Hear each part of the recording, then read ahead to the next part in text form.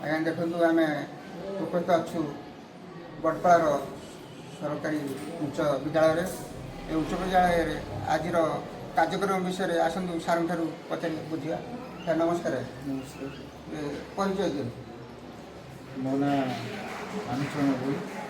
ମୁଁ ଏହି ବିଦ୍ୟାଳୟରେ ପୂର୍ବତନ ସହକାରୀ ଶିକ୍ଷକ ଏବଂ ଦାୟିତ୍ୱରେ ମଧ୍ୟ ଥିଲି ଏବଂ ଆଜି ଯେଉଁ ଆମ ଏହି ବଡ଼ପାଳ ଆମ ସ୍କୁଲରେ ଯେଉଁ ଗୀତା ପ୍ରବୃତ୍ତି ହେଉଛି, ଯାହା ଆମ ସମାଜ ପ୍ରତି ଆମ ପିଲାମାନଙ୍କ ପ୍ରତି ସମସ୍ତଙ୍କ ପାଇଁ ଗୋଟେ ଉଦାହରଣ ହେବ, ଯାହାକି ଆମେ ବିଭିନ୍ନ ପ୍ରକାର ଜ୍ଞାନ ଶିଖିପାରିବୁ।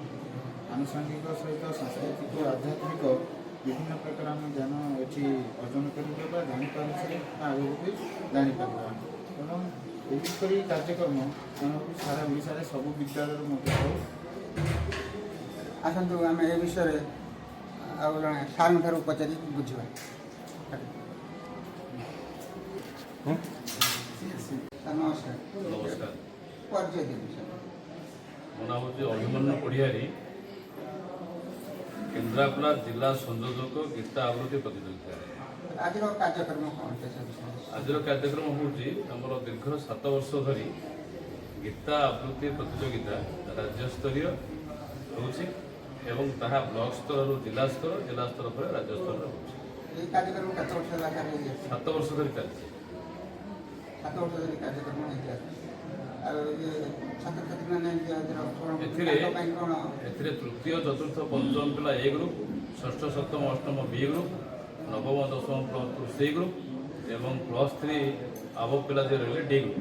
ଏ ପିଲାମାନଙ୍କ ପାଇଁ ବ୍ୟବସ୍ଥା ହେଉଛି ବ୍ଲକ ସ୍ତରରୁ ଜିଲ୍ଲା ସ୍ତରରୁ ରାଜ୍ୟ ସ୍ତର ଯେଉଁମାନେ ଯିବେ, ରାଜ୍ୟସ୍ତରରେ କୃତକାର୍ଯ୍ୟ ହେଉଥିବା ପ୍ରଥମ ଦ୍ୱିତୀୟ ତୃତୀୟ ପିଲାଙ୍କୁ ସେମାନଙ୍କୁ ବର୍ଷ ଭରି ସ୍କଲାରସିପ୍ ବ୍ୟବସ୍ଥା ରଖାଯାଇଛି ପ୍ରଜ୍ଞାନ ମିଶନ ତରଫରୁ।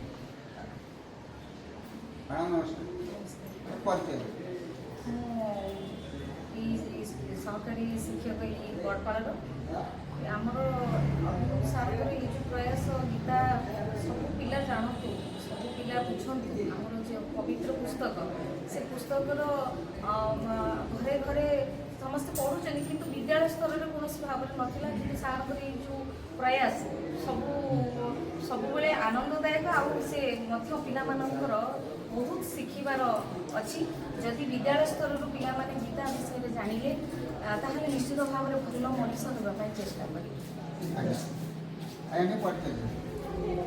ମୁଁ ଦେବେନ୍ଦ୍ରନାଥ ଭାଇ, ଦୋଷିଆ ୟୁଜି ସ୍କୁଲ ସହକାରୀ ଶିକ୍ଷକ।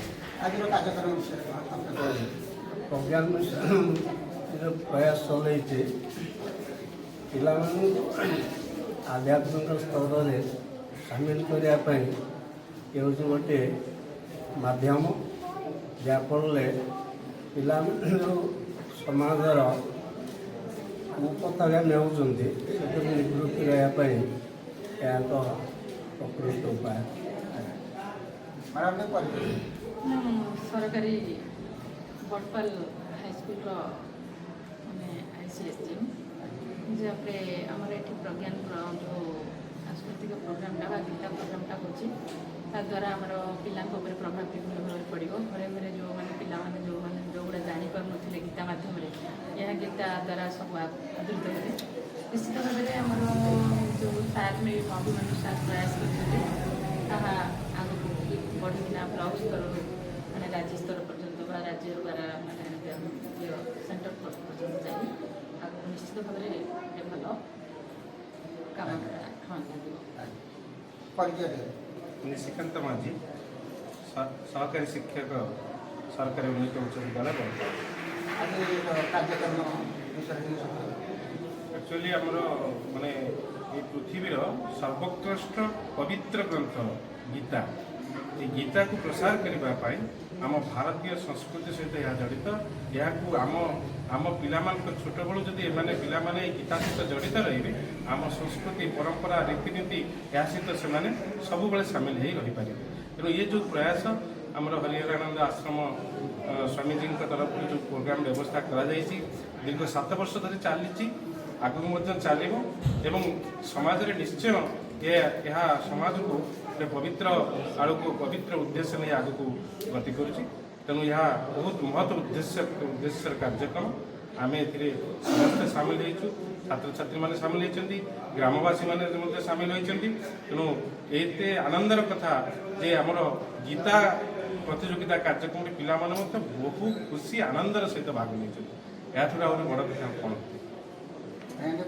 परिचय परिचय সহকারী শিক্ষক সরকারি উন্নত উচ্চ বিদ্যালয় বটপাড়া আজর যে এই গীতা কম্পিটিশন এখানে অনুষ্ঠিত হচ্ছে সেখানে আমার প্রধান আমার কেন্দ্রাপড়া জেলা সভাপতি অভিমন্যু সাহু ବହୁତ ବହୁତ ଧନ୍ୟବାଦ କରୁଛି ଏବଂ ଏହାଦ୍ୱାରା କ'ଣ ହେଉଛି ଗୀତା ଦ୍ୱାରା ଗୀତାରେ ଆମର ସଂସାରର ଯେତେକ ଦୁଃଖ ସୁଖ ସମସ୍ତ ପ୍ରକାର ଅଭିନବ ପ୍ରୟାସ ମଧ୍ୟ ଅଛି ତାହାଦ୍ୱାରା ସେମାନେ କ'ଣ କରିବେ ନା ପିଲାମାନେ ଦୈନନ୍ଦିନ ଜୀବନରେ ଉପକାର ସହିତ ଭଗବତ ଚେତନା ପ୍ରତି ସେମାନେ ସଚେତନ ହେବେ ଏବଂ ଜୀବନକୁ ସରସ ସୁଖ देखते आज्ञा और बटपाड़ सरकारी उच्च विद्यालय आज जो कार्यक्रम होती बहुत उत्तम कार्यक्रम यही कार्यक्रम आगामी दिन को ये चालू रही यही कार्यक्रम पिला माने छोट बेलू ताकर धर्म प्रति ताकर आग्रह बढ़ुची एवं पिला माने जानीपार धर्म कौन ए विषय यही कार्यक्रम चालू अच्छी आगामी दिन भी चलो मु अशोक कुमार साहू जिला प्रतिनिधि आवाज दूसरी।